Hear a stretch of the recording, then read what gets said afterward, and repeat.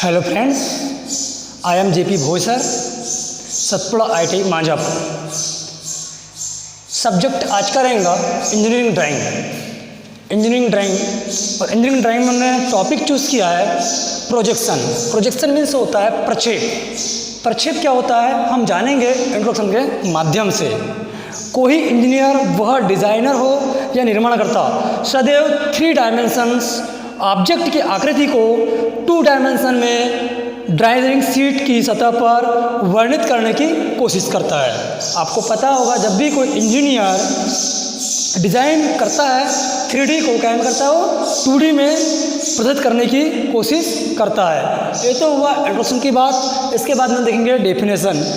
Definition क्या बोलती है इसका, किसका, प्रोजेक्शन का। यदि किसी वस्तु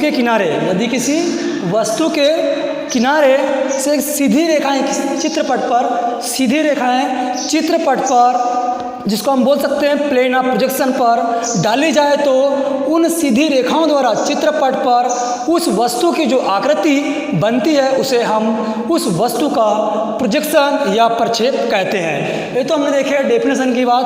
अब इसके बाद देखते हैं फंडामेंटल ऑफ प्रोजेक्शन।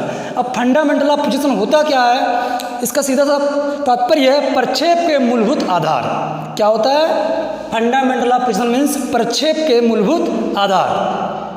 किसी वस्तु के प्रयोग को खींचने के लिए, किसी वस्तु के प्रक्षेप को खींचने के लिए निम्न का होना आवश्यक है। इसके अंतर्गत पहला दिखाया है ऑब्जेक्ट। ऑब्जेक्ट मीन्स होता है वस्तु जिसका प्रक्षेप खींचा जाना है। ऑब्जेक्ट मीन्स होता है प्रक्षेप जिसका प्रक्षेप खींचा जाना है। दूसरा होता है आपका प्लेन ऑफ प्रोजेक्शन। क्या होता है प्लेन ऑफ प्रोजेक्शन, चित्रपट पर जिस पर वस्तु का प्रक्षेप बनता है। चित्रपट पर वस्तु का प्रक्षेप बनता है, ये हो जाता है आपका प्लेन ऑफ प्रोजेक्शन। तीसरा आता है ऑब्जर्वर। तीसरा क्या आता है ऑब्जर्वर, जो देखता है। ऑब्जर्वर मीन्स देखने वाला, ऑब्जर्वर जो प्रक्षेप को देखता है। अब फोर्थ होता है लाइन ऑफ साइट।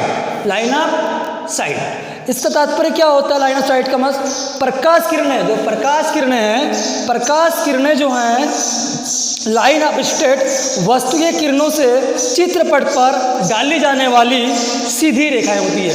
चित्रपट पर डाली जाने वाली सीधी रेखाएं होती है। ये तो हुआ आपका लाइन ऑफ स्ट्रेट। उसके बाद देखते हैं हम लोग प्रोजेक्शन।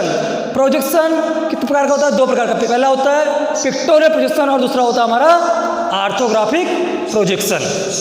दिखाया गया आप लोग को पिक्टोरियल प्रोजेक्शन क्या होता है वो देखेंगे हम लोग। इसको बांटा उसने 3 भागों में। पहला बांटा उसने आइसोमेट्रिक प्रोजेक्शन, दूसरा बांटा है आपका ऑब्लिक प्रोजेक्शन और तीसरा बांटा है आपका पर्सपेक्टिव प्रोजेक्शन। और दूसरा देखते हैं हम लोग ऑर्थोग्राफिक प्रोजेक्शन। इसको बांटा 2 भागों में, फर्स्ट एंगल प्रोजेक्शन और थर्ड एंगल प्रोजेक्शन। इसके बाद में हम चित्र के माध्यम से समझते हैं। इस चित्र के माध्यम से हमको समझना है। प्रोजेक्शन मीन्स होता है प्रक्षेप। जैसे हम लोग सामने दिखाई दे रहा हूँ मैं आपको खड़ा, और मेरा प्रक्षेप आप जस्ट पीछे बन रहा है, यही होता है आपका प्रक्षेप मीन्स प्रोजेक्शन।